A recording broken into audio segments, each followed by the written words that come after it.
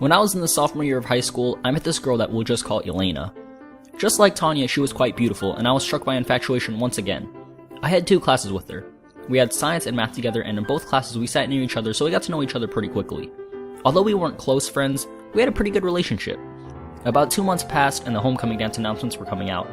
Elena was the first person to come into my head when it came to people I could ask. I thought I had a good chance. She was nice to me every time we talked, and it didn't seem like she had anything against me, so I didn't think much of it. She should say yes, I thought. All I had to do was plan out when I was going to ask her.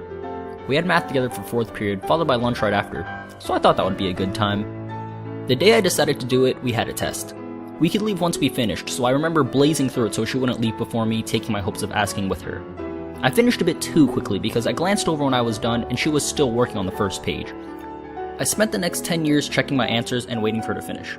Eventually, I decided to turn in my test and she was still not done, so I walked at the most abnormally slow pace. You'd probably think I was just donkey kicked in the balls by a pterodactyl or something. I mean, I wasn't even walking at this point. It was more like taking a step, then trying to figure out what I could do to delay taking the next step, followed by purposely doing something on accident to increase the time it took to finish what was supposed to be a 5-second walk to the teacher's desk. After I finished the grand quest to my teacher's desk and back, she was still not done, so I packed my things even slower than my walk to the teacher's desk.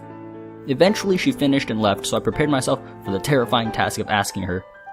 I caught up to her and she was walking with a friend. I tapped her on the shoulder and asked her if she was going to homecoming, and she said no without looking at me or stopping, and continued talking with a friend and walked away. Not exactly the most exciting event. Like, it didn't even last 5 seconds. I couldn't even be sad or anything. It happened so fast, I didn't feel anything except for a little disappointment towards the fact that she wasn't going. And that is the end of— just kidding. No. I wish that was the end of it. The next day, things started out okay. It didn't feel bad at all. And then 4th period comes along. Towards the end of class, everyone is packing up and getting ready for lunch.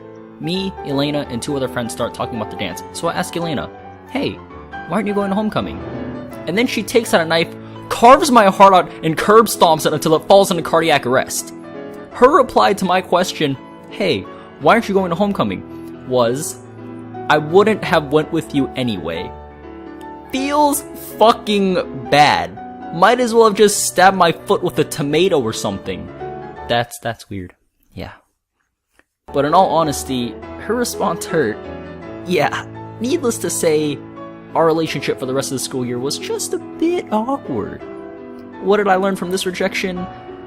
I guess don't ask why not, I think? You guys tell me.